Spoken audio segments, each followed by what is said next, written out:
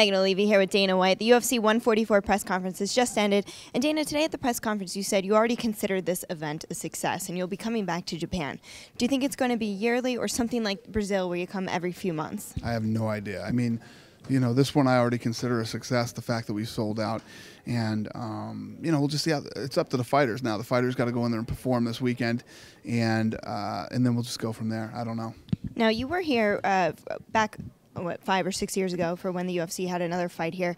But the crowd is a lot different than we're used to. They're silent. They might have some polite applause. Do you think that's going to be an eerie feeling for you and maybe some of the American fighters who might not be used to that? Yeah, last time we were here was 12 years ago when the UFC had a fight. And it was actually it was December of 2000. Lorenzo and I were here doing due diligence on buying the UFC.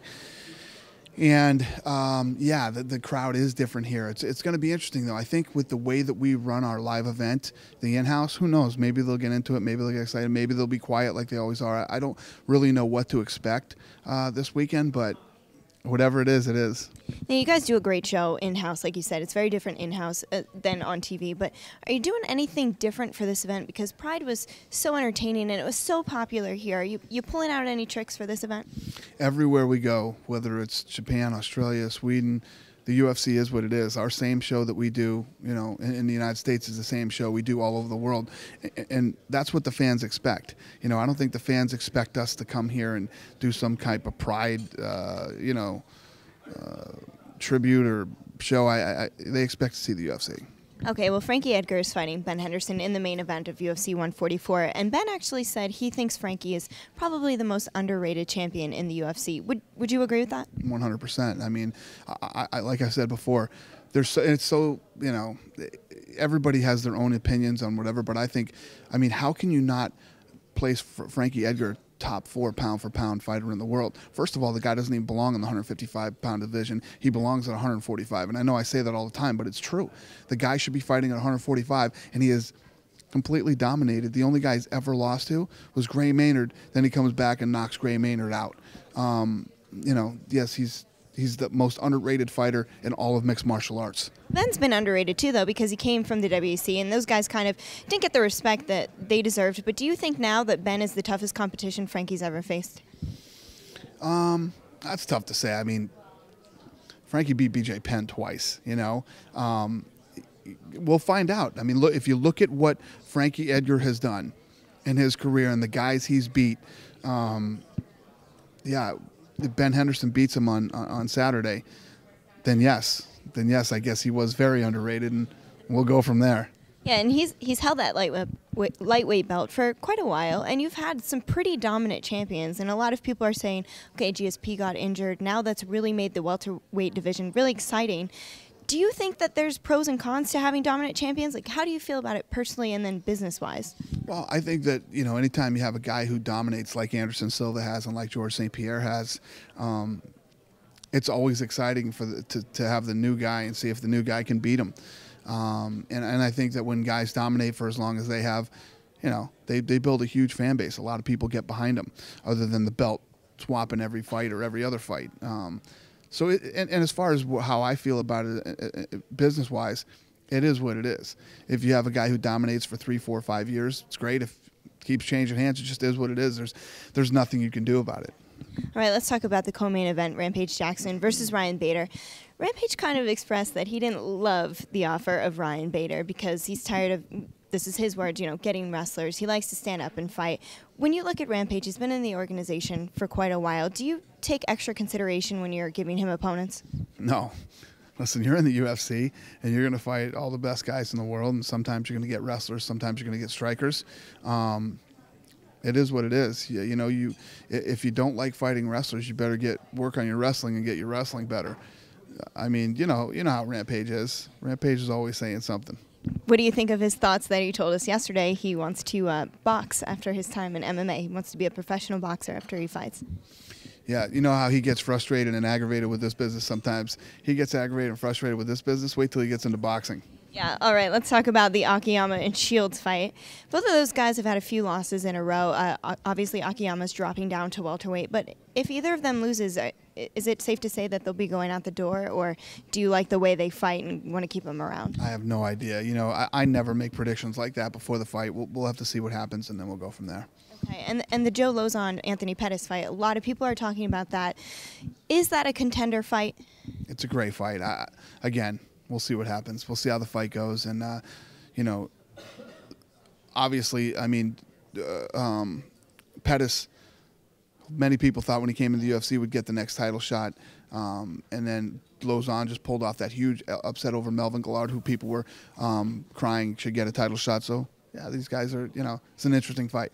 All right, and we had Gilbert Melendez here, obviously teammates with Jake Shields, and we talked to him yesterday, and he said he really wants the chance to be in the UFC. He understands that he's in Strikeforce right now, and he said he's probably looking to fight in the spring. But do you have any plans to really bring him over and make him fight guys like Frankie Edgar and Ben Henderson? Gilbert Melendez is in Strikeforce, man. That's his show. He's one of the big stars in that organization, and that's where he's going to stay. And I respect the fact that, you know, he wants to test himself against the best in the world. And now that I have a little more control over in the Strikeforce world, I'll make that happen for him. All right, let's change gears for a second. You put out a little video about Floyd Mayweather. Why did you feel the need to say something about Floyd and what Floyd has been saying about Jeremy Lin?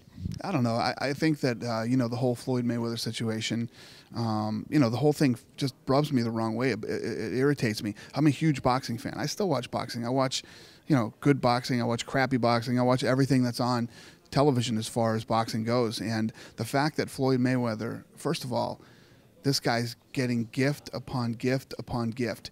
The fact that, you know, I just said this a minute ago. He lives in a city where, you know, they care more about the money than justice. And the fact that he doesn't have to go to jail, that everybody there is going to step aside and just, you know, turn their heads and let this guy fight before he goes to jail is mind-boggling. I mean, that's the only word I can come up with is mind-boggling.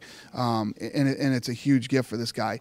And he's always talking and shooting his mouth off and shut up and do the fight that everybody wants to see. Everybody wants to see you fight Pacquiao. You don't think that he deserves 50. If there was ever a fight in the history of boxing where the split should be 50-50, it's this fight.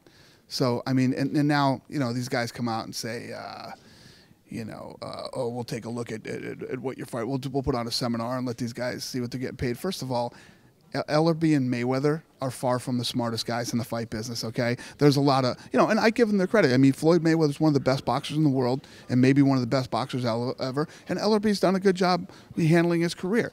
But believe me, you're not going to educate anybody on anything. Worry about what you're doing. You told me to shut up and to mind my business. I wasn't talking to you, Ellerbe. I was talking to Floyd. So you shut up and mind your own business. Floyd can... We all know Floyd can speak for himself. And the other thing is he throws out all this stuff, you know, and the only thing he forgot is Monopoly and everything else. Everybody on planet Earth has already taken a peek and looked at what we're doing. And I don't think you're going to pull out anything new or anything, you know, earth-shattering. So you haven't heard from Floyd himself then? No. I mean, what you think Floyd's going to call me and say, hey, quit talking about me? But, you know, it's Floyd and I go way back, you know, and it's like I said, I don't hate Floyd. I just getting to the point where, as a fight fan, I'm where everybody else is at. Shut up. We don't care what you think about Jeremy Lin, and what he did say about Jeremy Lin was racist, no matter what he thinks or what he says, and I just shut up and do the fight. All right, on the topic of boxing, how do you feel about Lorenzo's new purchase? Although for a good cause, got some new boxing gloves for $1.1 million. What'd you think? Yeah, I think that you know, a lot of people don't realize how much the Fertitta family really does for charities, and you know, Lorenzo bought the last thing Lorenzo needs is another pair of boxing gloves, but you know, he did it for charity. It was awesome that you know, him and Jerry Jones were driving that number up, and it's just it's a drop in the bucket compared to what these guys do on a daily basis. All right, Dana, finally, a lot of fans want to know, will we see Chandela this weekend? The only ring car girl that's here this weekend is Ariane. All right. And oh yeah, because I heard that we're going to audition all of Japan, all the girls in Japan, correct? Actually, no, the girl who's here, she was Miss Japan. She's downstairs waiting for me right now. I'm going to meet her, and we'll see what happens. Okay, well, that is far more important than this interview. So go ahead. Thanks for talking to us, Dana. Thank you. Thanks.